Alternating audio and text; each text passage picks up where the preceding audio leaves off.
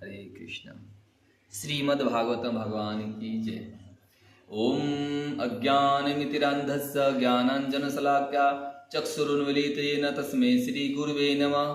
श्रीचैतन्यमनोभीष्टम् अष्टापितं येन भूतले स्वयं रूपं कदा मह्यं ददाति स्वपदान्तिकं।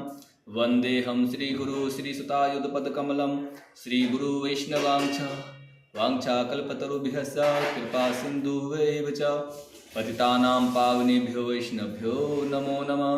नमो महावदन्याय कृष्ण प्रेम प्रदायते कृष्णाय कृष्ण चैतन्य नामने गौरतस्वे नमः। हे कृष्ण करुणा सिंधु दीनबंधु जगतपते गोपेश गोपिकाकान्तं राधाकान्तं नमस्तुते। तप्त कांचन गौरांगे राधे वृंदावनेश्वरी वृषभानुसुते देवी प्रणमामि हरिप्रिये। नारायणं नमस्कृत्यं नरं चैव नरोत्तमं देवीं सरस्वती व्यासं ततो जयति मुदीरये। कृष्णाय वासुदेवाय देवकीनन्दनायश्च नन्दगोपकुमाराय गोविन्दाय नमो नमः। नष्टप्रायेषु भद्रेषु नित्यं भागवत सेवया भगवती उत्तम श्लोके भक्ति भवति नेति नैष्टिकी। वकम करोति वाचालं पंगुमलं गयते गिरिं यत्प्रपातमहं वन्दे श्रीगुरुदीनतारिणं। नमो ब्रह्मण्य देवाय गौब्राह्मण हिताय च जगद्हिताय कृष्णाय गोविन्दाय नमो नमः। कृष्णाय वासुदेवाय हरे परमात्मने प्रणतक्लेशनाशाय गोविन्दाय नमो नमः। जय श्री कृष्ण चैतन्य प्रभु नित्यानंद श्री अद्वैत गदाधर श्रीवासादि गौर भक्तवृंद।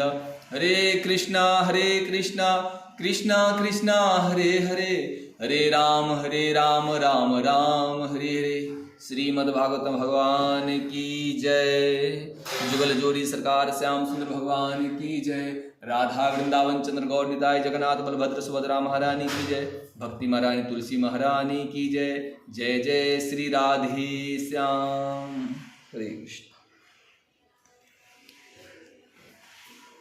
स्कंद 11 अध्याय 3 श्लोक 27-28। श्रवणं कीर्तनं ध्यानं हरे अद्भुतं कर्मणा जन्म कर्म गुणानं च तदर्थे अखिल चेष्टितम् इष्टं तदं तपो जप्तं वृषं यस्यात्मनं प्रियं दारान् सुतान् गृहान् प्रपन्य तत्परस्य मे निवेदनम्। मनुष्य को चाहिए कि भगवान के अद्भुत दिव्य कार्यकलापों के विषय में सुने, उनका गुणगान करे और ध्यान करे। उसे विशेष रूप से भगवान के प्राकट्य कार्यकलापों गुणों तथा पवित्र नामों में लीन रहना चाहिए। इस प्रकार प्रेरित होकर उसे अपने नैतिक समस्त कार्य भगवान को अर्पित करते हुए करने चाहिए। मनुष्य को चाहिए कि केवल भगवान की तुष्टि के लिए यज्ञ दान तप करे। इसी तरह वह केवल उन्हीं मंत्रों का उच्चारण करे जो भगवान के महिमा का गायन करते हो। उसके सारे धार्मिक कृत्य भगवान की भेंट के रूप में संपन्न हो। उसे जो भी वस्तु अच्छी या भोग्य लगे उसे तुरंत भगवान को अर्पित कर दे। यहाँ तक कि अपनी पत्नी, बच्चे, घर तथा अपने प्राण भी भगवान के चरण कमलों पे अर्पित कर दे। यहाँ तात्पर्य में कहा गया है, भागवत गीता के 9:27 में भगवान श्री कृष्ण ने आदेश दिया है कि यत् करोसि यदनासि यज्जहसि ददासि यतः तत पश्यसि कौन्तेय तत्कुरु मदर्पणम। हे कुंती पुत्र, तुम जो कुछ करते हो, जो कुछ खाते हो, जो कुछ अर्पित करते हो या दान देते हो और जो भी तपस्या करते हो उसे मुझे भेंट स्वरूप में दो। श्री प्रभुपाद जी ने इस श्लोक की टीका इस प्रकार की है। इस प्रकार यह प्रत्येक व्यक्ति का कर्तव्य है कि अपने जीवन को इस प्रकार ढाले कि वह किसी दशा में श्री कृष्ण को भूल ना पाए। प्रत्येक व्यक्ति को अपने जीवन के निर्वाह के लिए कर्म करना पड़ता है और कृष्ण यहाँ पर आदेश देते हैं कि हर व्यक्ति उनके लिए ही कर्म करे। प्रत्येक व्यक्ति को जीवित रहने के लिए कुछ न कुछ खाना पड़ता है। अंततः उसे चाहिए कि वह कृष्ण को अर्पित भोजन उच्चिष्ट ग्रहण करे। किसी भी सभ्य व्यक्ति को कुछ न कुछ धार्मिक अनुष्ठान करने होते हैं। अंततः कृष्ण की स्तुति है, इसे मेरे हेतु करे, यही अर्चना है। प्रत्येक व्यक्ति कुछ न कुछ दान देता है। अंततः कृष्ण कहते हैं यह मुझे दो, जिसका अर्थ है कि फालतू बचे हुए धन या उपयोग कृष्ण भावनामृत आंदोलन की उन्नति के लिए करें। आजकल लोग ध्यान विधि के प्रति विशेष रुचि दिखाते हैं, यद्यपि इस युग के लिए व्यावहारिक नहीं है, किंतु यदि कोई 24 घंटे हरे कृष्ण का जप अपनी माला में करे तो वह निश्चित रूप से महान योगी हैं, जिसकी पुष्टि श्रीमद् भागवत गीता के 6ठे अध्याय में की गई है। अनेक व्यक्ति जो श्री कृष्ण की ओर आकृष्ट होते हैं, वे अपने पूर्व कर्मों द्वारा संचित भौतिक संपत्ति, यश या निपुणता द्वारा मोहग्रस्त होते रहते हैं। श्री जीव गोस्वामी के अनुसार ये दोनों श्लोक यह सूचित करते हैं कि पूर्व कर्म द्वारा किसी के संचित भौतिक ऐश्वर्य या उपयोग भगवान को भेंट रूप में होना चाहिए। अपनी कीर्ति, शिक्षा, संपत्ति इत्यादि का उपयोग भगवान के मिशन को पूरा करने में करना चाहिए। कभी कभी ईर्षालु भौतिकवादी यह प्रश्न करते हैं कि कोई अपनी संपत्ति या शिक्षा को भगवान की सेवा में लगाकर क्यों व्यर्थ जाने दे, जबकि इनका उपयोग नश्वर शरीर की तुष्टि के हेतु इससे अच्छे ढंग से किया जा सकता है।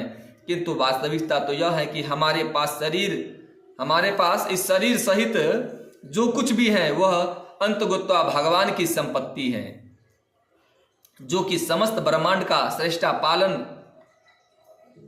तथा संहरता है। इसलिए अपने तथाकथित ऐश्वर्य को भगवान के भक्ति में लगाकर धन्य हो जाना चाहिए। अन्यथा जैसा कि भागवत गीता में कहा गया है, मृत्यु सर्व हारस्वहम, भगवान मृत्यु के रूप में हमारे सक्षम उपस्थित होकर हमारा सब कुछ जबरदस्ती ले लेंगे। इसलिए ऐसी संपत्ति जो जीवित रहते शांतिपूर्वक भगवान के चरण कमलों में भेंट कर देना चाहिए, ताकि हम इस भेंट पुण्य का फल भोग सके। श्री विश्वनाथ चक्रवर्ती ठाकुर के अनुसार तप का अर्थ है कि एकादशी जैसे व्रत रखे जाएं, जिससे मनुष्य अन्न तथा बीज फल फलियां मास में 2 प्रकार नहीं खाता, जिसमें मनुष्य अन्न बीज फलियां मास में 2 बार नहीं खाता। जपतम शब्द घोतक है। भगवान के नामों के उच्चारण तथा हरे कृष्ण कृष्ण कृष्ण हरे हरे, हरे राम राम राम हरे हरे का कीर्तन। श्री विश्वनाथ चक्रवर्ती ठाकुर ने यह इंगित किया है कि मनुष्य अपने परिवार को श्रीमद् भागवत भक्त बनाकर अपनी पत्नी, पुत्र, घर भगवान को अर्पित कर दे तथा कथित पद की खोज में गर्वित न रहकर परिवार को यह समझने के लिए प्रशिक्षित किया जाए कि वे भगवान के नित्य दास हैं। और जब पूरा परिवार भगवान की सेवा में तदचित रहता है तो अति उत्तम स्थिति उत्पन्न होती है। श्री भक्ति सिद्धांत सरस्वती ठाकुर ने यह इंगित किया है कि यदि मनुष्य को भागवत धर्म की दीक्षा नहीं किया जाता तो वह अपनी स्थूल इंद्रियों से प्राप्त अनिश्चित ज्ञान पर निर्भर रहेगा।